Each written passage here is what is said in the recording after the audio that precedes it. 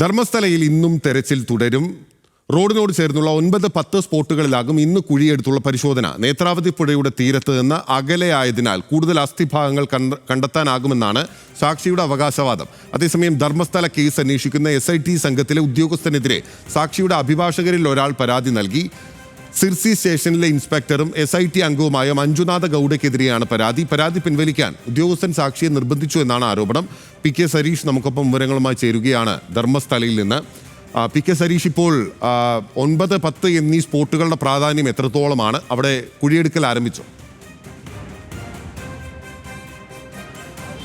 അല്പസമയത്തിനകം തന്നെ ഇവിടെ തിരച്ചിൽ ആരംഭിക്കും. ഞാൻ നിൽക്കുന്നത് ഈ 9ാമത്തെ സ്പോട്ടിന് ഏറ്റവും അടുത്താണ്. നമ്മൾ കാണുന്നത് പോലെ ഈ സംസ്ഥാന പാതയോട് ചേർന്ന് ഏറ്റവും അടുത്തുള്ള ഭാഗത്താണ് ഈ 9ാം സ്പോട്ട് എന്ന് പറയുന്നത്. അതുകൊണ്ട് തന്നെ ഇവിടെ നേരത്തെ ഉണ്ടായിരുന്ന ചില പ്രതിസന്ധികൾ എന്ന് പറയുന്നത് അദ്ദേഹം കാണിച്ചു കൊടുത്ത, അല്ലെങ്കിൽ സാക്ഷി കാണിച്ചു കൊടുത്ത ചില ഭാഗങ്ങൾ ഈ നേത്രാവതി പുഴയോട് ചേർന്നുള്ള ഭാഗമായിരുന്നു. അവിടെ പ്രളയം സംഭവിച്ചപ്പോൾ ഈ മൃതദേഹങ്ങളോ അല്ലെങ്കിൽ ശരീരാവശിഷ്ടങ്ങളോ ഒക്കെ മണ്ണിനോടൊപ്പം തന്നെ ഒലിച്ചു പോകാനുള്ള സാധ്യതയുണ്ട് എന്ന് നേരത്തെ തന്നെ സാക്ഷി പറഞ്ഞിരുന്നു. പക്ഷേ ഇവിടെ അങ്ങനെയല്ല. അതായത് ഇനിയുള്ള 9 മുതൽ 12 വരെയുള്ള ഭാഗങ്ങൾ അത്തരത്തിലുള്ളതല്ല. അതുകൊണ്ട് തന്നെ ഈ നിർബന്ധമായും ഇവിടെ നിന്നും മൃതദേഹങ്ങൾ ലഭിക്കും എന്നാണ് സാക്ഷി തന്നെ പറയുന്നത്. എന്തായാലും ഈ സ്ഥലത്തു നിന്നും ആളുകളെ ഒഴിപ്പിക്കാൻ തുടങ്ങിയിട്ടുണ്ട്. മാധ്യമങ്ങളോട് അല്പം മാറി നിൽക്കാൻ പറഞ്ഞിട്ടുണ്ട്. അതോടൊപ്പം തന്നെ ഈ സ്ഥലത്ത് ഈ ചിത്രീകരണം ഉൾപ്പെടെ ഒഴിവാക്കണമെന്ന് നിർദ്ദേശമുണ്ട്. അതുകൊണ്ട് തന്നെ ഈ ചിത്രീകരണം ഒഴിവാക്കുന്നതിൻ്റെ ഭാഗമായി അവർ ഈ റോഡിൽ നിന്നുള്ള വിസിബിലിറ്റി, അതായത് ആ കുഴിയെടുക്കുന്നതോ അല്ലെങ്കിൽ അവിടെ നിന്നും ഏതെങ്കിലും രീതിയിൽ എന്തെങ്കിലും ഈ ഷൂട്ട് ചെയ്യുന്നതിനോ ഇല്ലാതിരിക്കാൻ അവിടെ പച്ചപ്പായ കെട്ടി, അതായത് റോഡിന് സമീപത്ത് തന്നെ പച്ചപ്പായ കെട്ടി മറിക്കുന്ന ദൃശ്യങ്ങളാണ് നമ്മൾ ഇപ്പോൾ കാണുന്നത്.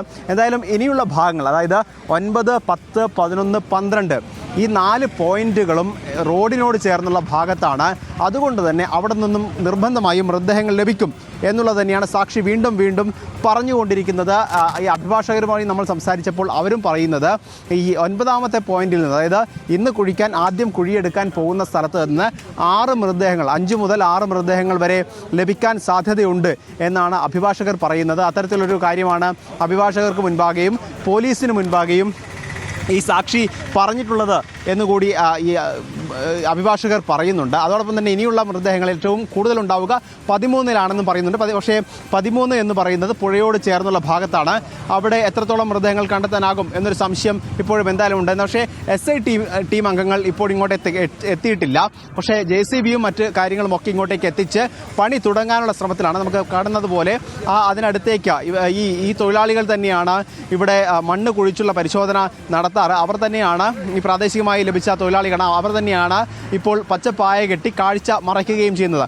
എന്തായാലും അതിനിടയിലാണ് ഇത്തരത്തിൽ അഭിഭാഷകർ തന്നെ, അതായത് ഈ മൊഴി നൽകിയ അഭിഭാഷകർ തന്നെ കാര്യം, ഈ സാക്ഷിയോട് തന്നെ മൊഴി മാറ്റാൻ അല്ലെങ്കിൽ പരാതി പിൻവലിക്കാൻ ആവശ്യപ്പെടുന്നു എന്ന് പറഞ്ഞ് സമ്മർദ്ദത്തിലാക്കുന്നത് ഈ സ്പെഷ്യൽ ഇൻവെസ്റ്റിഗേഷൻ ടീമിൽപ്പെട്ട ഒരു ഇൻസ്പെക്ടറാണ്, ഒരു CI ആണ്. മഞ്ജുനാഥ് ഗൌഡയ്ക്ക് ഇതിൽ എന്താണ് പങ്ക്?